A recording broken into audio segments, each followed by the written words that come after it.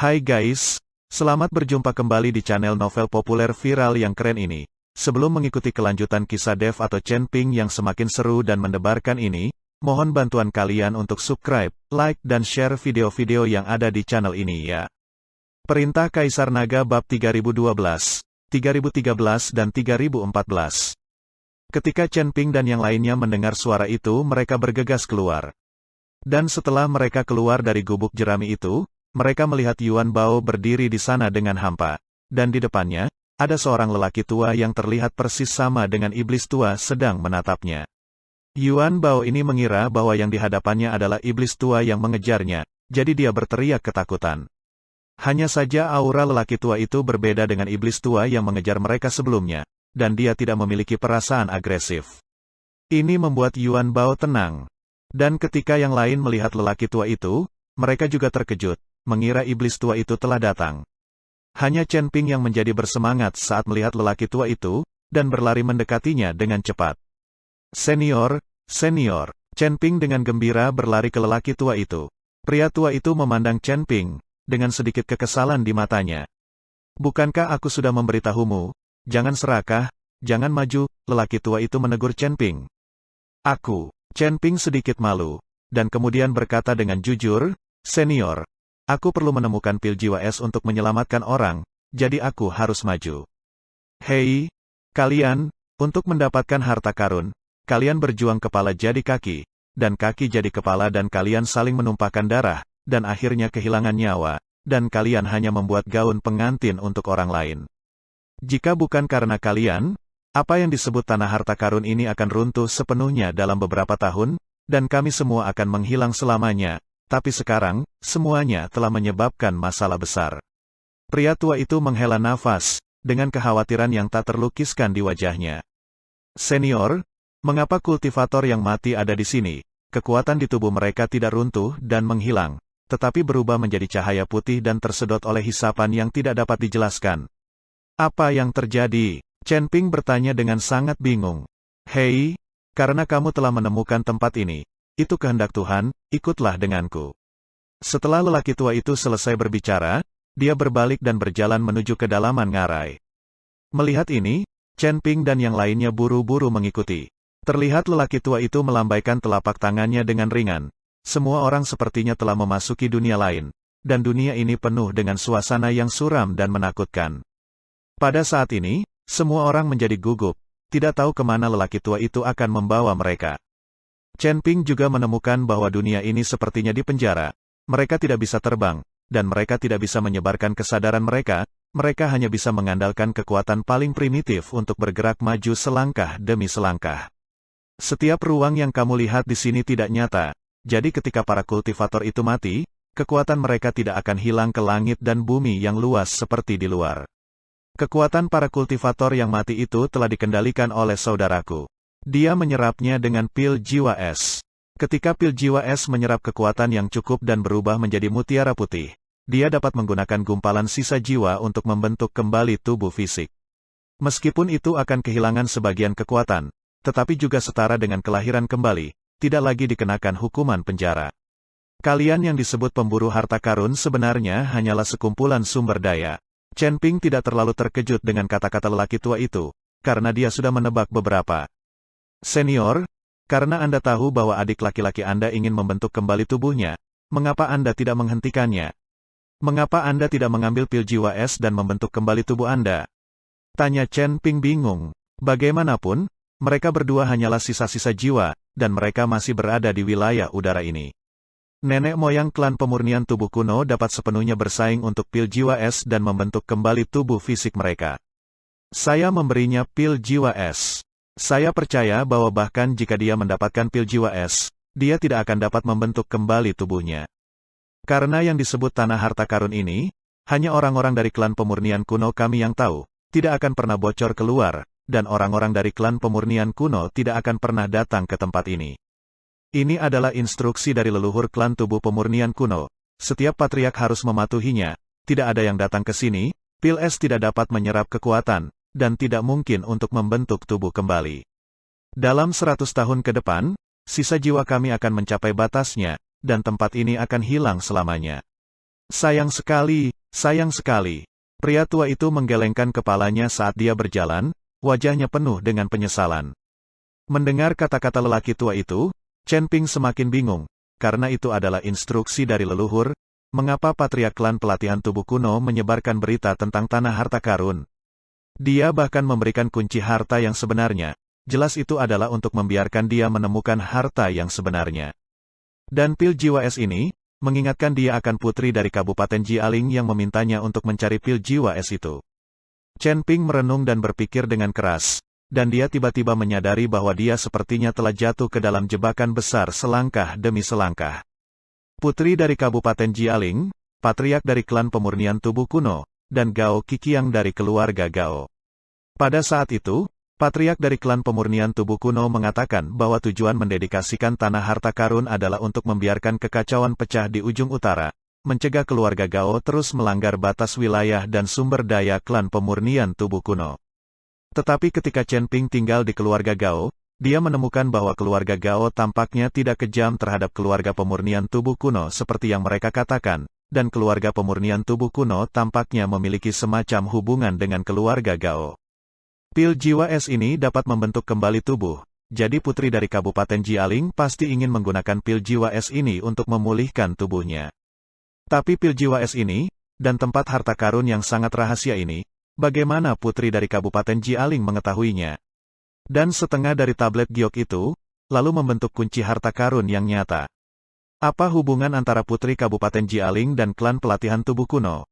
Bagaimana dia tahu tentang pil jiwa es di harta karun itu?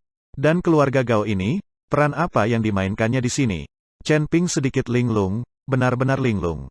Senior, karena klan pelatihan tubuh kuno memiliki sila leluhur, mengapa informasi tentang tanah harta karun ini tersebar pada akhirnya? Tanya Chen Ping. Lelaki tua itu tampak tak berdaya dan berkata, apakah ada yang perlu ditanyakan? Ketika kamu masuk dengan kartu giok, saya tahu bahwa apa yang seharusnya terjadi, tetap terjadi. Kamu datang untuk mengambil pil jiwa es. Mungkinkah ada seseorang dari klan pemurnian tubuh kunoku yang menyebutkannya kepadamu? Bagaimanapun, dia itu adalah keturunan dari keluarga pemurnian tubuh kuno, yang tidak bisa menahan godaan dan menyebarkan rahasia. Karena hanya ada orang dari klan pemurnian tubuh kuno, dan mereka pasti anggota klan. Hanya mereka yang memiliki level senior yang dapat mengetahui bahwa ada pil jiwa es di tempat ini. Itu tidak benar. Yang memberitahuku adalah seorang wanita yang mengatakan kepada saya bahwa dia dapat membantu teman saya untuk menyembuhkan penyakitnya, dan saya harus membantunya mendapatkan pil jiwa es, kata Chen Ping dengan jujur. Sampai saat ini, Chen Ping tidak berani menyembunyikan apapun lagi. Wanita, pria tua itu mengerutkan kening. Ini benar-benar kutukan.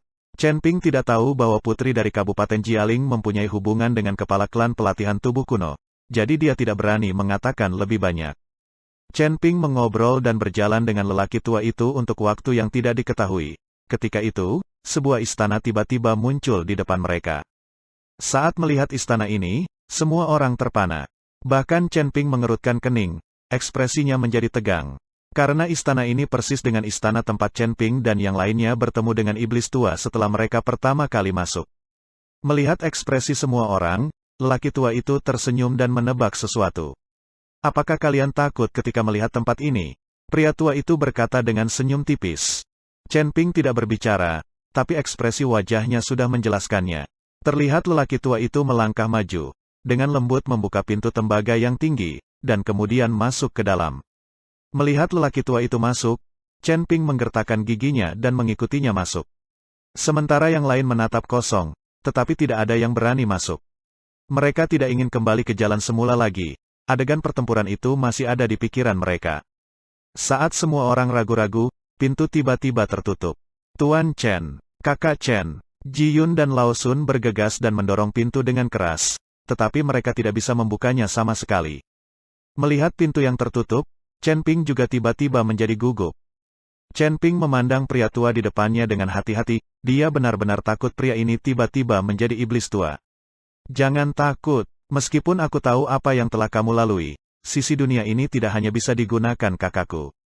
Kedua dunia kami sebagian besar telah bergabung, dan jika bukan karena gangguanmu yang tiba-tiba, aku akan tinggal di gubuk jeramiku dan tidak pernah datang ke sini.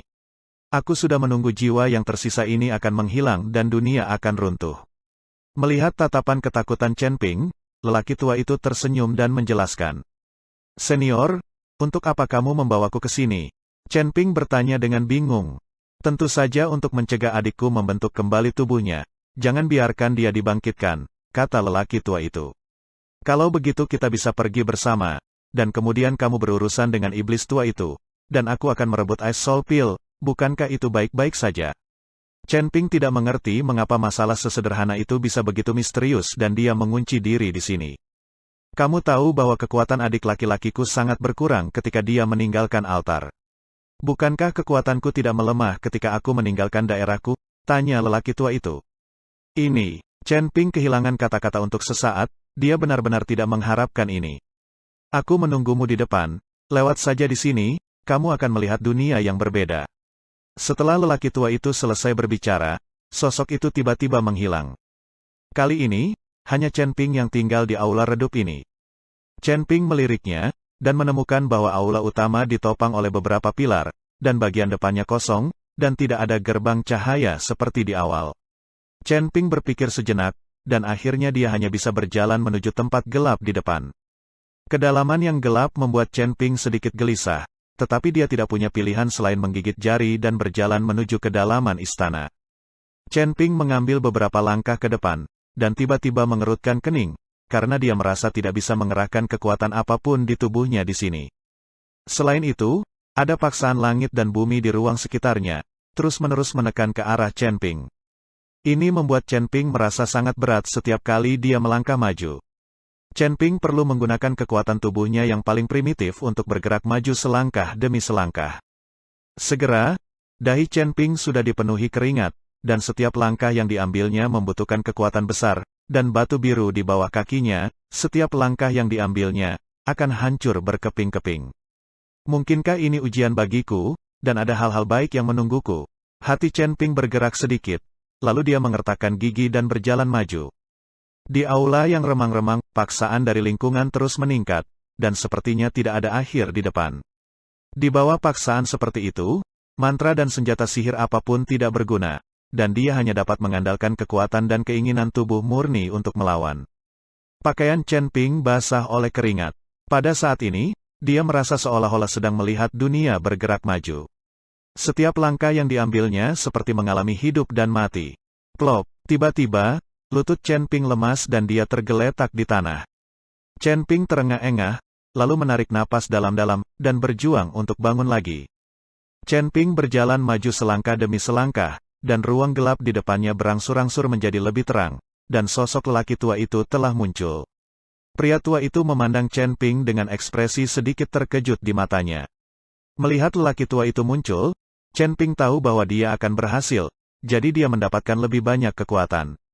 Pada akhirnya, Chen Ping akhirnya berjalan di depan lelaki tua itu. Bas, saat dia mengambil langkah terakhir, paksaan itu menghilang dalam sekejap, dan dia menghilang tanpa jejak. Chen Ping hanya merasakan tubuhnya rileks, dan dia jatuh ke tanah dalam sekejap. Awalnya, dia telah melawan paksaan dengan sekuat tenaga. Sekarang paksaan itu tiba-tiba menghilang. Chen Ping masih mengerahkan kekuatan, dan dia langsung jatuh. Pria tua itu memandang Chen Ping dan mengangguk puas. Tubuhmu sangat kuat, kamu layak menjadi naga sungguhan.